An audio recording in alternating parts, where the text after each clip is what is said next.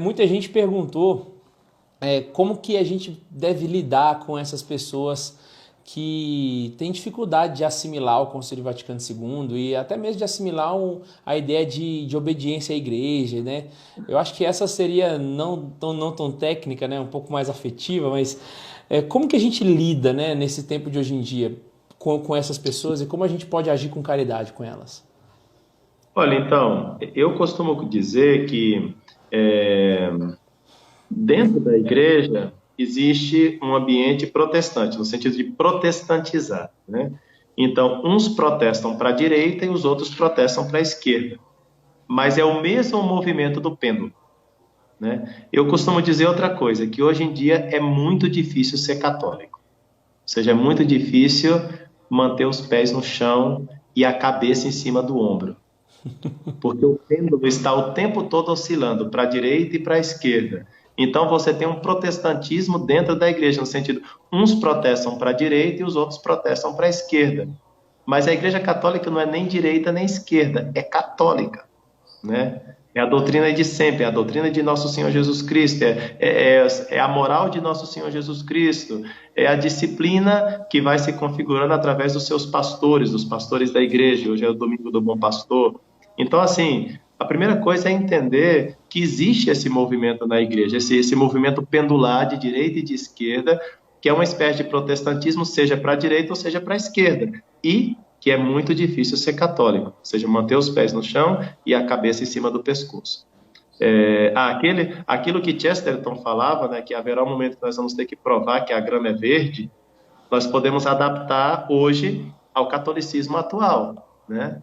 Quer dizer, nós vamos ter que provar que ser católico não é questão de estar na direita ou na esquerda, é questão simplesmente de ter a fé de sempre, né? A fé que Cristo nos deu como dom, né? E, portanto, eu não posso viver essa fé em outra estrutura que não a católica. Pelo menos para nós que somos católicos, isso tem que ser uma convicção profunda. Eu não estou falando aqui para os protestantes, para os evangélicos, né, que não pensam dessa maneira. Eu respeito a consciência deles. Quero que se convertam todos à Igreja Católica, evidentemente, mas os respeito, né, dentro das convicções que até agora eles chegaram. Bom, a primeira coisa é isso, né? Entender isso que existe, porque a gente não consegue ajudar os outros se a gente não os entende, né? Tem que entender o próximo. E depois, muitas vezes, mais do que ficar discutindo, você já notou quando você tenta discutir com um protestante pentecostal, né? Ele é como um peixe que você não consegue pegar por lado nenhum, né? Porque ele escorrega o tempo todo.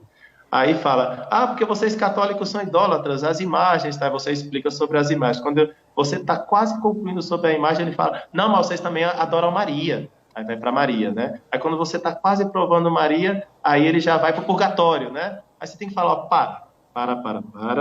Ó, vamos fazer o seguinte, vamos falar só sobre o purgatório hoje. Enquanto você não me disser que você está errado sobre o que você pensa sobre o purgatório, nós não vamos mudar de tema. Falta foco também, né? A gente acaba sendo como protestantes que lançam os vários temas e não foca em nada, né? De tal maneira que acaba não falando nada.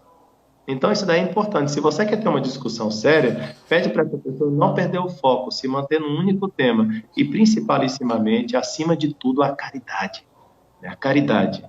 Então, em vez de ficar trabalhando muito essas questões doutrinais, muitas vezes você tem que fazer é compreender, é entender, é escutar. Eu penso assim, eu tenho certeza que quem está na verdade não tem que ter medo de entrar em contato com as pessoas que não estão na verdade, né? Porque você está no alicerce firme de Cristo, da igreja, né?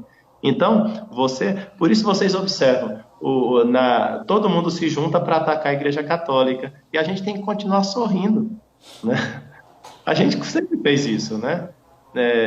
Tem que ser assim, nada justifica uma falta contra a caridade.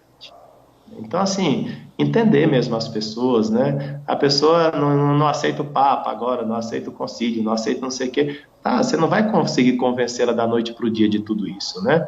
Entenda que essa pessoa quer ser um bom católico, né? Porque essas pessoas querem ser bons católicos, não é verdade? Eles estão fazendo isso justamente porque eles querem ser bons católicos. Então, só que tem coisas que eles não estão entendendo, não estão compreendendo, estão se separando da igreja de alguma maneira. Então, nós temos que entender, temos que compreender, né? E quem fala aqui é um padre neocon, de acordo, né? Que tem essas ideias, né? Mas eu sou filho da igreja, né? Eu não posso me considerar, enfim, dentro dos esquemas católicos se eu não estou nessa estrutura visível da Igreja Católica que com certeza teve um Vaticano II. Não posso prescindir disso aí. Tá? Então, caridade acima de tudo, né? Eu prefiro apanhar com a minha mãe do que bater nela. Foi. Se a igreja é minha mãe... Né? Fazer o quê? Não pode bater na mãe, isso é verdade, porque é a Santa Mãe, a Igreja Católica, a Igreja de Jesus Cristo. A gente tem que amar a Igreja de verdade. Olha, os santos, eles sofriam muito com tudo isso, né? Choravam, porque realmente eu não posso aqui também dizer que tudo é perfeito depois do Vaticano II, que não tem nenhuma bagunça na liturgia, né, que a moral é excelente, que os casais têm mais filhos, que as pessoas rezam mais. Não vou dizer isso aqui também. Eu também não vivo no mundo do Chapeuzinho Vermelho, né, da Branca de Neve. Eu sei dos problemas reais que houve após o Vaticano II. Eu não estou cego para ver esses problemas, né? Realmente houve muitos problemas, mas a análise deve recair somente sobre o Concílio Vaticano II. Não existem outros movimentos, outras realidades, outras coisas que influenciaram em toda essa derrubada, essa secularização, essa laicização terrível que nós estamos vivendo, esse laicismo terrível que nós estamos vivendo hoje. Então, quer dizer, tem que ter análises maiores, e ao mesmo tempo, eu não vou dizer que tudo está ótimo após o Vaticano II, né? Tem muitos desafios após o Vaticano II. E aquilo que é abuso na fé, abuso na liturgia, abuso nos costumes, todos nós sofremos com isso. Os bons padres sofrem, os bons bispos sofrem, né? Enfim, os leigos, né, sofrem com isso. Mas temos que fazer como Santa Catarina de Sena, que sofreu com a igreja. Temos que fazer como São Francisco, que sofreu com a igreja, como São José Maria Escrivá, que praticamente ficou cego de tanto chorar pela igreja, rezando, se sacrificando, amando a igreja, né? E quando ofereceram para ele a possibilidade de celebrar a missa antiga, ele falou: olha, agradeço muito essa possibilidade, mas como eu sou filho da igreja e o Papa está querendo que eu celebre a missa nova, eu vou celebrar a missa de 1970. E um sacerdote já ancião lutando ali para aprender a celebrar uma missa que nos últimos 50 anos ele não havia celebrado. Reaprender, mas, né? Aprendendo tudo, né? Como se ele voltasse a ser um seminarista para aprender a celebrar essa nova missa, né? Também não tinha muito o que aprender. Vamos diminuir a dramaticidade do assunto também. Não é tão difícil. Mas essa missa agora é muito mais fácil de celebrar do que a antiga, evidentemente. Mas, enfim, que bonito ver os nossos santos, como eles sofrem com a igreja, eles veem o positivo, eles têm uma visão equilibrada, eles têm uma visão de mundo, uma visão de igreja católica. Eles não deixam o pêndulo levá-los ou para a esquerda ou para a direita, né? É bonito ver São José Maria Escrivá em algum momento nos seus vídeos com aquela energia que lhe caracterizava. Ele fala, nada de esquerda, de direita. Olha, que venham todos, o sacerdote acolhe todos e nós acolhemos todos, os da direita, os da esquerda, os de frente, os de lado, os de cima, os de baixo. Todos, né, são bem-vindos para o contexto da salvação, que é a Igreja de Jesus Cristo. Então, quer dizer, é isso, né? Os santos, eles sabem os problemas que têm, mas eles não se desesperam, eles não se separam da igreja, eles sofrem com a igreja, amam a igreja e estão nesta igreja no tempo que lhes cabe viver, com as dificuldades e alegrias. Ou melhor, vou inverter, com as alegrias e as dificuldades.